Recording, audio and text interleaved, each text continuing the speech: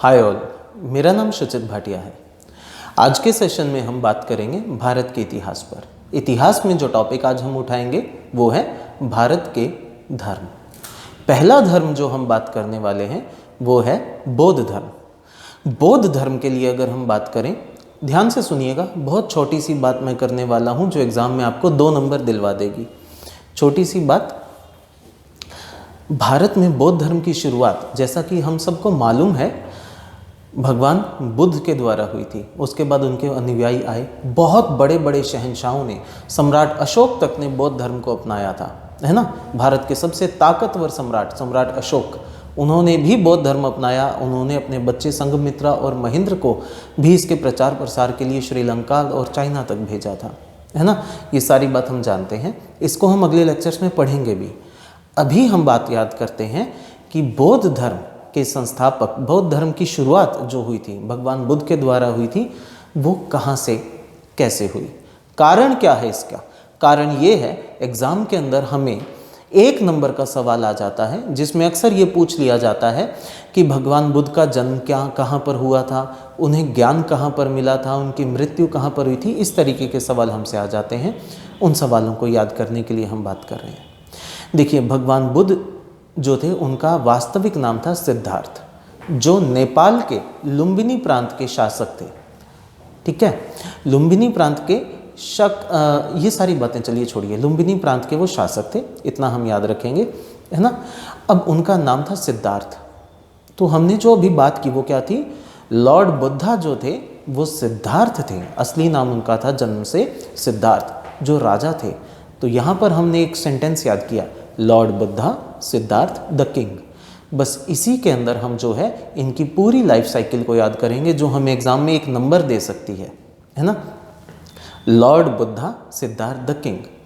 सबसे पहले देखिए, इंसान की ज़िंदगी में क्या होता है, वही सिद्धार्थ की ज़िंदगी में हुआ।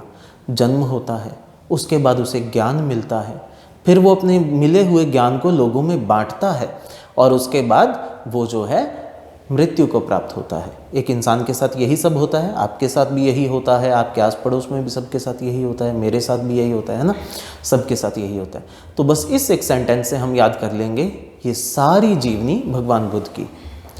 Lord Buddha Siddharth the king. देखिए, यहाँ पर आपको शब्द हाईलाइटेड दिख रहे होंगे, लॉर्ड में L, बुद्धा में B, सिद्धार्थ में S और किंग में K।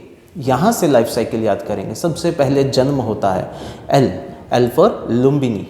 लुम्बिनी में भगवान बुद्ध का जन्म हुआ, जिनका नाम था सिद्धार्थ। इनके जन्म को बौद्ध धर्मों के अंदर निर्वाण कहा गया है। निर्वाण का मतलब होता है अवतरित होना। निर्वाण शब्द आ जाए, जन्म आ जाए, या इनकारनेशन अवतार लेना आ जाए, तीनों का मतलब एक ही रहेगा। भगवान बुद्ध का जन्म, सिद्धार्थ का जन्म हुआ था L लुम्बिनी में, जिसे निर्वाण कहा गया। उसके बाद उन्हें ज्ञान प्राप्त हुआ। ज्ञान प्राप्त हुआ था उन्हें B बोध गया के अंदर, है ना। अब इनको जो ज्ञान मिला था, ये वही ज्ञान था जो गुरु नानक देव को मिला था। ये वही ज्ञान था जो भगवान महावीर, जो जैन धर्म के संस्थापक थे, उनको मिला था। इस ज्ञान का नाम है कैवल्य ज्ञान।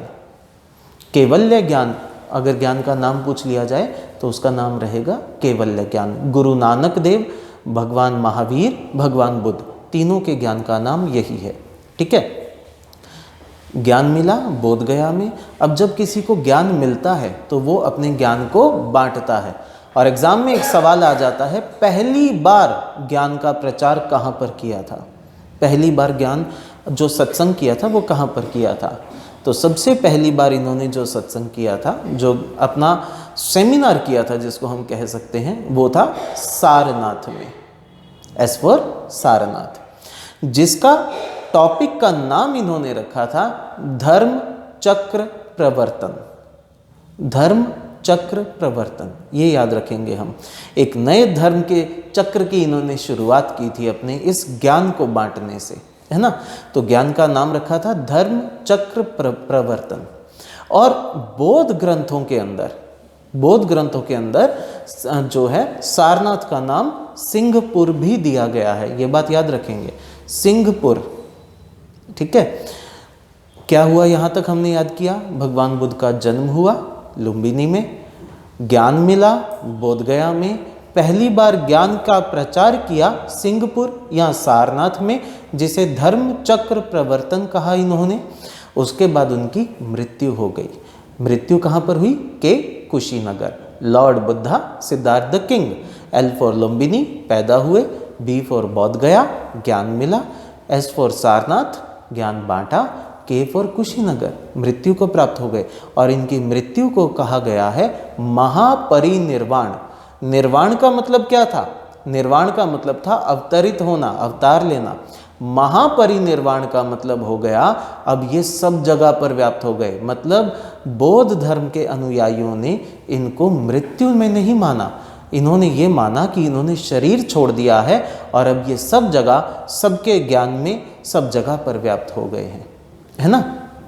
इतना सा था। अब इसके बाद हम अगले टॉपिक में इसी को आगे बढ़ाएंगे, जहाँ पर हम देखेंगे हीनयान और महायान दो भागों में बौद्ध धर्म बंट गया था, है ना।